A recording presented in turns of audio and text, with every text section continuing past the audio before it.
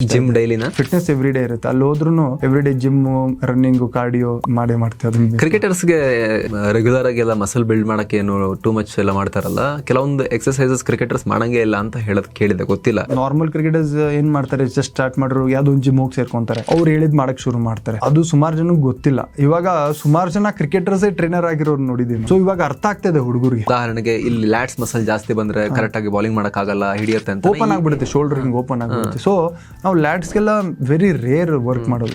Usually ಸುಮಾರು type of training ಇದೆ. Strength training ಇದೆ, ಪವರ್ ಟ್ರೈನಿಂಗ್ ಅಂತ ಬರುತ್ತೆ. ಅವ್ರು ಹೆಂಗ್ ಮಾಡ್ತಾರೆ, ಫಸ್ಟ್ ಅಸೆಸ್ಮೆಂಟ್ ನಡೆಸ್ತಾರೆ. ನಿಮ್ಗೆ ಎಲ್ಲಿ ವೀಕ್ ಇದೆ, ಅವ್ರ ಹತ್ರ ಒಂದು ಪ್ಯಾಟರ್ನ್ ಇದೆ, 7 ರಿಂದ 8 ಎಕ್ಸರ್ಸೈಸ್ ಇದೆ.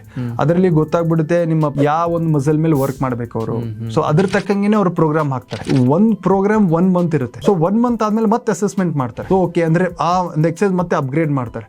ಈ ಶೋಲ್ಡರ್ಗೆ ಸುಮಾರು ವೇರಿಯೇಷನ್ಸ್ ಇದೆ. ಶೋಲ್ಡರ್ಗೆ ಸ್ಟ್ರೆಂತ್ ಬರ್ಬೇಕಂದ್ರೆ ಸ್ಕ್ರಾಚ್ ಇಂದ ಸ್ಟಾರ್ಟ್ ಮಾಡ್ಬೇಕು. ರನ್ನಿಂಗ್ ಅಂತ ಬಂದಾಗ ಸುಮಾರು ಜನಕ್ಕೆ ಯೋಯೋ ಟೆಸ್ಟ್ ಪಾಸೇ ಆಗ್ತಿರಲ್ಲ.